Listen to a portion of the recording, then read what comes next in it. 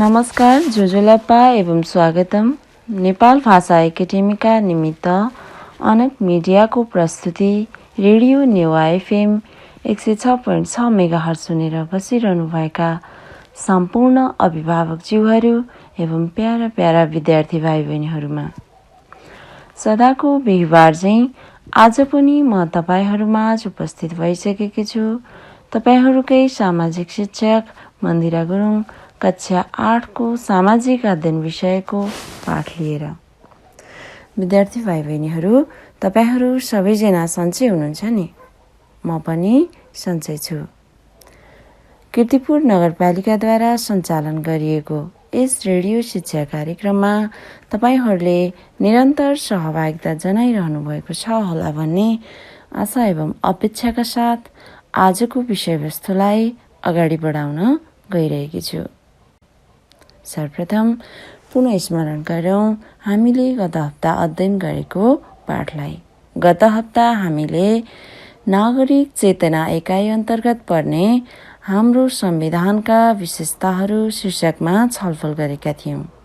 त्यसमा संविधानको परिचय र वर्तमान संविधानका केही प्रमुख विशेषताहरू सम्बन्धमा छलफल गरेका थियौँ। मलाई विश्वास छ पक्कै पनि तपाईहरूले हामीले छलफल गरेका विषयवस्तुहरूमा प्रष्ट हुनुभयो होला भनेर। विद्यार्थी भाइ बहिनीहरू, नेपालको संविधानमा अन्य विषयहरूमा पनि जानकार हुनका लागि आफ्नो मोबाइलमा नेपालको संविधान डाउनलोड गरी हेर्दै गर्नुहोला है त। आज भने हामी एकाइ 4 नागरिक चेतना अन्तर्गत पर्ने पाठ 7 नागरिक दायित्व शीर्षकमा छलफल गर्न गइरहेका छौँ। यस पाठको मुख्य सिकाइ उपलब्धि भनेको सङ्घीय लोकतान्त्रिक गणतन्त्रात्मक व्यवस्थामा नागरिकले खेल्नुपर्ने भूमिका बताउन र सो अनुरूप व्यवहार गर्न। यसमा हामी नागरिकको परिचय, अधिकार र कर्तव्यको उदाहरण, नागरिकका प्रमुख दायित्वहरू जस्ता शीर्षकहरूमा आधारित भई छलफल गर्नेछौँ। सर्वप्रथम नागरिक भनेको के हो बुझौँ है त। विश्वमा विभिन्न देशहरू रहेका छन्। ती देशहरूमा आफ्नै किसिमको शासन प्रणाली रहेको छ। विश्वका विभिन्न मुलुकहरूमा अपनाइएको शासन प्रणालीहरूमध्ये सबैभन्दा रुचाइएको शासन प्रणाली लोकतान्त्रिक शासन प्रणाली हो। लोकतान्त्रिक शासन प्रणालीमा जनतालाई नै राज्य सञ्चालनको प्रमुख स्रोत मानिन्छ। जनता नै यस शासन प्रणालीको मुख्य केन्द्रबिन्दु हुन्छन्। यिनै जनता नै देशका नागरिक हुन्। नागरिक शब्दको अवधारणाको कुरा गर्दा प्राचीन युनान विभिन्न नगर राज्यहरूमा बाँडिएको थियो र तिनै नगर राज्यका बासिन्दालाई नागरिक भनिन्थ्यो। युनानबाट नै नगर तथा नागरिक सम्बन्धी अवधारणा विकास भएको। नागरिक शब्दको अङ्ग्रेजी रूपान्तरण सिटिजन ल्याटिन भाषाको सिभिक्सबाट आएको हो। प्राचीन समयमा सबै व्यक्तिलाई नागरिक मानिँदैनथ्यो। केही सीमित व्यक्तिहरूले मात्र विशेष सुविधा पाएर शासक वर्गको सदस्य हुन पाउँथे। राज्यको सम्पूर्ण क्रियाकलापमा संलग्न हुन नपाउनु नागरिक नहुनु भन्ने बुझिन्थ्यो। विद्यार्थी भाइ बहिनीहरू, वास्तवमा नागरिक भन्नाले राज्यको सिमानाभित्र स्थायी रूपमा बसोबास गर्ने, राजनीतिक, सामाजिक र कानुनी अधिकार प्राप्त, राज्यद्वारा निर्देशित कानुनको पालना गर्ने वा राज्यको काम गर्न सदा तत्पर रहने कानुनी मान्यता प्राप्त व्यक्तिलाई नागरिक भनिन्छ। यसलाई एकपटक फेरि सुन्नुहोस्। नागरिक भन्नाले राज्यको सिमानाभित्र स्थायी रूपमा बसोबास गर्ने, राजनीतिक, सामाजिक र कानुनी अधिकार प्राप्त राज्यद्वारा निर्देशित कानुनको पालना गर्ने वा राज्यको काम गर्न सदा तत्पर रहने कानुनी मान्यता प्राप्त व्यक्तिलाई नागरिक भनिन्छ। यहाँ हामी नागरिक दायित्वका विषयमा कुरा गर्न गइरहेका छौँ। यससँगै हामी नागरिक अधिकारको पनि कुरा गर्छौँ। मानव समुदायको सुरुका वर्षहरूमा नागरिकका मौलिक अधिकार र कर्तव्यको व्यवस्था थिएन। सभ्यता, ज्ञान तथा विचारहरूको विकास हुँदै जाँदा नागरिक अधिकार र कर्तव्यहरूको पनि विकास भयो। मानिसलाई आफ्नो समाजमा सम्मानजनक ढङ्गले बाँच्नका लागि, आफ्नो व्यक्तित्व विकास गर्नका लागि विभिन्न अधिकारको आवश्यकता पर्दछ भने मानिसलाई निश्चित नियम र अनुशासनमा राख्न कर्तव्य वा दायित्वको आवश्यक पर्छ। अधिकार भनेको मानिसको हितका लागि समाज र राज्यद्वारा प्रदान गरेका सुविधाहरू हुन्। के हुन् त? मानिसको हितको लागि समाज र राज्यद्वारा प्रदान गरिएका सुविधाहरू अधिकार हुन्। हरेक नागरिकलाई समाज र राज्यले निश्चित सामाजिक, राजनीतिक आदि मौलिक अधिकार दिएको हुन्छ भने नागरिकले राज्यद्वारा पालना गर्न भनिएका कर्तव्य पुरा गर्नु उसको दायित्व हो। अधिकार र कर्तव्य भनेको एकै सिक्काका दुई पाटा हुन्। हरेक नागरिकले आफ्नो अधिकारको उपयोगसँगै दायित्व पनि निर्वाह गर्नुपर्दछ। नागरिकहरूको सुख शान्ति सुरक्षा गर्नु राज्यको दायित्व हो र राज्यले पनि आफ्ना नागरिकहरूबाट त्यस्ता केही अपेक्षाहरू गरेको हुन्छ जसलाई पुरा गर्नु जिम्मेवार नागरिकको दायित्व हुन्छ। अब देशका जिम्मेवार नागरिकले निर्वाह गर्नुपर्ने नागरिक दायित्वहरूबारे छलफल गरौँ है त। जसमा कानुनको पालना गर्नु। सभ्य समाजमा कानुनलाई राज्य सञ्चालनको प्रमुख आधार मानिन्छ। कानुनको सही पालनाले मात्र राज्य सुव्यवस्थित रूपमा सञ्चालन हुन्छ। यसबाट सबैको भलाइ हुन्छ। त्यसैले राज्यद्वारा लागू गरिएका संविधान, ऐन, कानुनको पालना मर्यादापूर्वक पालना गर्नु असल नागरिकको दायित्व हो। त्यस्तै गरी अर्को दायित्व रहेको छ मताधिकारको प्रयोग।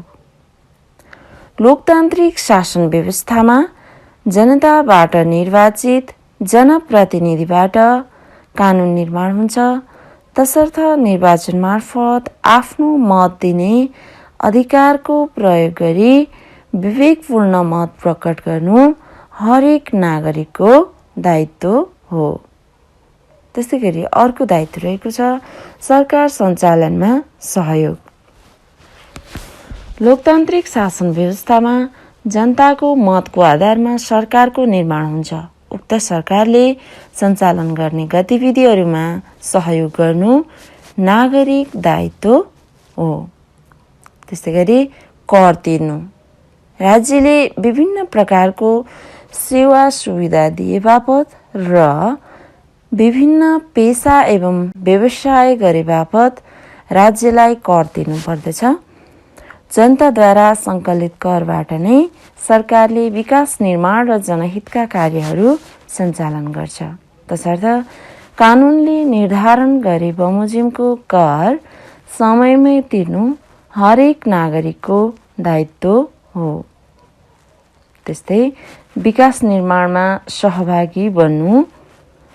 स्थानीय स्तरमा आवश्यक शिक्षा, स्वास्थ्य, खानेपानी, विद्युत तथा सडक निर्माण जस्ता विकास निर्माणका कार्यहरूको पहिचान गर्नु र यस्ता आवश्यकता आफ्ना प्रतिनिधिहरू मार्फत सरकारलाई बोध गराउनु आवश्यक हुन्छ।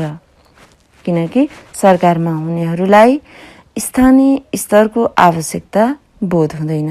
तसर्थ त्यस्ता कार्यहरूमा विभिन्न रूपमा सहभागिता जनाउनु पनि एक असल नागरिकको दायित्व हो विकास निर्माणमा सहभागी बन्नु। त्यस्तै गरी अरूको अधिकारको सम्मान गर्नु।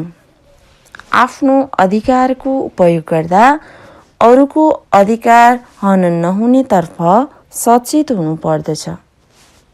अर्थात् आफूले अधिकार प्रयोग गर्दा अरूलाई कुनै पनि तरिकाबाट बाधा व्यवधान हुनु हुँदैन। त्यसतर्फ व्यक्ति सदैव सतर्क हुनुपर्दछ। जस्तो कि म्युजिक सुन्न पाउनु तपाईको स्वतन्त्रताको कुरा हुन सक्छ, तर अरूलाई डिस्टर्ब हुने गरी सुन्नु त भएन नि, होइन? तसर्थ अरूको अधिकारको सम्मान गर्ने कुरा पनि नागरिक दायित्वभित्र पर्दछ। त्यस्तै गरी अर्को महत्त्वपूर्ण दायित्व रहेको छ राष्ट्रिय हितका कार्यमा सरिक हुनु अथवा राष्ट्रहित विपरीतका कुरामा खबरदारी गर्नु। नागरिकले राज्यको शान्ति सुरक्षादेखि विकास निर्माणसम्मका हरेक काममा सहयोग पुर्याउनु पर्छ। राज्यलाई सङ्कट आइपरेमा त्यसबाट मुक्ति दिलाउन यथासम्भव प्रयास गर्नुपर्दछ। जस्तो विदेशी वा स्वदेशी कुनै पनि सङ्घ संस्था वा अरू कसैबाट राष्ट्रहित विपरीतको कार्य भएमा त्यस्तो कुराको निगरानी गरी खबरदारी गर्नु हरेक नागरिकको दायित्व हो। त्यस्तै अर्को रहेको छ सार्वजनिक सम्पत्तिको सदुपयोग र संरक्षण गर्नु। सार्वजनिक सम्पत्तिको सदुपयोग र संरक्षण गर्नु। सार्वजनिक सम्पत्ति भनेको सबैको सम्पत्ति अर्थात् जनताको सम्पत्ति हो। राज्यभित्रका बाटोघाटो, नदीनाला, वनजङ्गल, पाटी पौवा लगायतका राष्ट्रिय सम्पदा एवं सम्पत्तिको सदुपयोग, संरक्षण र सम्वर्धन गर्नु हरेक नागरिकको दायित्व हो। त्यस्तै अर्को दायित्व रहेको छ राष्ट्रिय भावनाले काम गर्नु। आफ्नो राष्ट्रप्रति प्रेम र सद्भावको भावना राख्नु र राष्ट्रको सेवामा समर्पित हुनु असल नागरिकको गुण हो। देशको आवश्यकता अनुसार जस्तोसुकै काम गर्न तत्पर रहनु वा अग्रसर हुनु पनि नागरिकको दायित्व हो। त्यस्तै समकालीन घटनाप्रति सचेत हुनु नागरिकको अर्को प्रमुख दायित्व हो। सरकारले गरेका काम कारबाही तथा अन्य समकालीन घटनाहरूमा हरेक नागरिक सुसूचित हुनुपर्दछ। सरकारको गतिविधि जनताका हित अनुकूल छ वा छैन, वर्तमान अवस्थामा के भइरहेको छ भन्ने बारे जानकार हुनु पर्दछ र आवश्यक देखिएमा आफ्नो प्रतिक्रिया पनि व्यक्त गर्नु पर्दछ। विद्यार्थी भाइ बहिनीहरू, नागरिक भनेको के हो, नागरिकका के कस्ता दायित्वहरू रहेछन् बुझ्नुभयो नि। अब केही क्षण रमाइलो गरौँ यही पाठसँग सम्बन्धित गीत गाएर, है त। राज्यभित्र स्थायी रूपमा बसोबास गर्ने नागरिक हुन् भनेर हामीले बुझ्नु पर्ने। आफ्नो आफ्नो अधिकारको उपयोग गरौँ, अधिकार सँगसँगै दायित्व निभाऊँ। कानुनको पालना गर्दा हुन्छ है राम्रो, कर तिर्नु दायित्व हो सबै नागरिकको, कर तिर्नु दायित्व हो सबै नागरिकको। मताधिकार प्रयोग गरी असल मान्छे चुनौँ, विकास निर्माणका काममा सहभागी बनौँ, विकास निर्माणका काममा सहभागी बनौँ। सार्वजनिक सम्पत्तिको सदुपयोग गरौँ, सम्पदा हो पहिचान संरक्षण गरौँ, सम्पदा हो पहिचान संरक्षण गरौँ। राष्ट्रहित विपरीतमा खबरदारी गरौँ, समकालीन घटनामा सचेत सबै बनौँ, समकालीन घटनामा सचेत सबै बनौँ। निर्वाह गर्नुपर्छ नागरिक दायित्व, दायित्वले बढाउँछ सबमा अपनत्व, दायित्वले बढाउँछ सबमा अपनत्व। नागरिक दायित्व पुरा गरौँ, असल नागरिकको पहिचान बनाऊँ, नागरिक दायित्व पुरा गरौँ, असल नागरिकको पहिचान बनाऊँ। नागरिक दायित्व पुरा गरौँ, असल सभ्य सुसंस्कृत नागरिकको पहिचान बनाऊँ। विद्यार्थी भाइ बहिनीहरू, हामी आजका बालबालिका हौँ। जब हामी 16 वर्ष पुग्छौँ तब हामीले नागरिकता प्राप्त गर्छौँ र यो देशको नागरिक ठहर्छौँ। नागरिक भइसके पश्चात हामीले पनि यस्ता दायित्वहरू इमान्दारपूर्वक वहन गर्नुपर्ने हुन्छ। म विश्वस्त छु तपाईहरूले पक्कै पनि भोलि गएर यस्ता नागरिक दायित्वहरूको पालना गरी असल नागरिकको रूपमा आफ्नो पहिचान निर्माण गर्नुहुनेछ। हरेक नागरिकले आफूलाई चरित्रवान, कर्तव्यनिष्ठ र जिम्मेवार बनाउनु एक असल नागरिकको गुण पनि हो, होइन त भाइ बहिनीहरू? हो, पक्कै पनि। अब एकैछिन तपाईहरूको पाठ्यपुस्तकको पेज नम्बर 59 अर्थात् यसै पाठको अभ्यासको प्रश्न नम्बर 1 हेर्नुहोस् है त। लोकतान्त्रिक शासन व्यवस्थालाई किन उत्कृष्ट शासन व्यवस्था भनिएको हो? तर्कहरू प्रस्तुत गर्नुहोस् भनेको छ। यो महत्त्वपूर्ण प्रश्न भएकोले मैले यसमा तपाईहरूको ध्यान आकर्षण गराएँ। हामीले अघि पाठको सुरुवातमा पनि लोकतान्त्रिक शासन व्यवस्था विश्वमा रुचाइएको शासन व्यवस्था हो भनेका थियौँ। विश्वमा किन यो शासन व्यवस्था रुचाइयो त भन्दा लोकतान्त्रिक शासन व्यवस्था उत्कृष्ट शासन व्यवस्था हो। तर कसरी? ल आफ्नो तर्क प्रस्तुत गरौँ त। कम्तीमा पनि एउटा बुँदा भन्ने प्रयास गरौँ है त।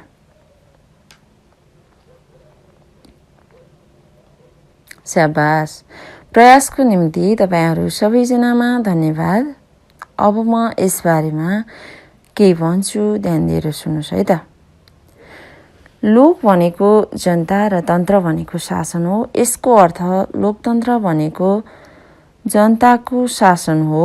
जनताका प्रतिनिधिहरूले देशको नीति नियम निर्माण गर्ने अर्थात् सरकार चलाउने हुँदा यसलाई जनताको शासन भनिएको हो।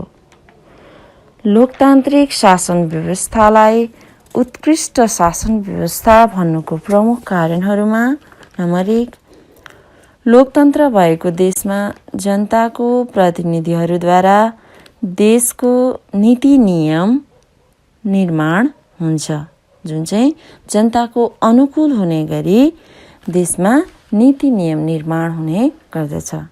त्यस्तै नम्बर 2, जनताले भोट दिएर जिताएका प्रतिनिधिहरूले सरकार चलाउने हुँदा जनताको इच्छा, चाहना र भावना अनुसार काम गर्ने हुन्छन्। त्यस्तै नम्बर 3, लोकतान्त्रिक संविधानमा जनताका मौलिक हक र अधिकारलाई सुरक्षित गरिएको हुन्छ। नम्बर 4, जनताका दुःख, पीडा र समस्याहरूलाई जनप्रतिनिधि मार्फत सरकारसम्म पुर्याउन सहज हुन्छ। नम्बर 5, विकास निर्माणका कार्यहरूमा जनसहभागिता जुटाउन सहज हुन्छ, जसबाट देश विकास सहज ढङ्गबाट छिटो रूपमा गर्न सकिन्छ। तसर्थ लोकतान्त्रिक शासन व्यवस्थालाई विश्वमै उत्कृष्ट शासन व्यवस्था मानिन्छ। पक्कै पनि हामीले आज छलफल गरेका विषयवस्तुहरूमा प्रष्ट हुनुभयो होला।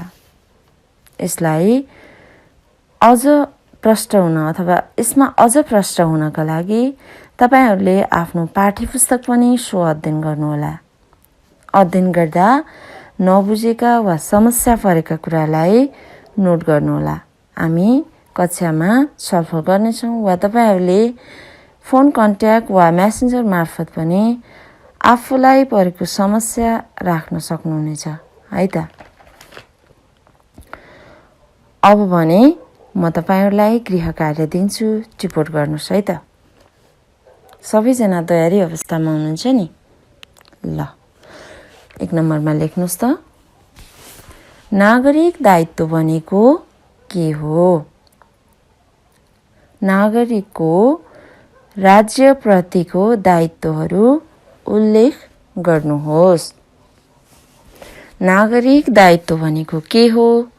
नागरिकको राज्यप्रतिको दायित्वहरू उल्लेख गर्नुहोस्। नम्बर 2 मा लेख्नुहोस्। तपाईँ अरूको अधिकारलाई कसरी सम्मान गर्नुहुन्छ?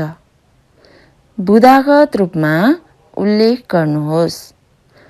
तपाईँ अरूको अधिकारलाई कसरी सम्मान गर्नुहुन्छ? बुदागत रूपमा उल्लेख गर्नुहोस्। सबैजनाले गृह कार्य टिपेर भ्याउनु भयो नि? ल त विद्यार्थी भाइ बहिनीहरू, आजलाई भने हाम्रो निर्धारित समय सकिएको छ। तपाईहरूको आजको सक्रिय सहभागिताको लागि धन्यवाद। अर्को हप्ता बिहिबार पुनः उपस्थित हुने नै छु। स्वस्थ रहनुहोस्, मस्त रहनुहोस्, व्यस्त रहनुहोस्। तपाईको आजको दिन शुभ रहोस्। नमस्कार, धन्यवाद।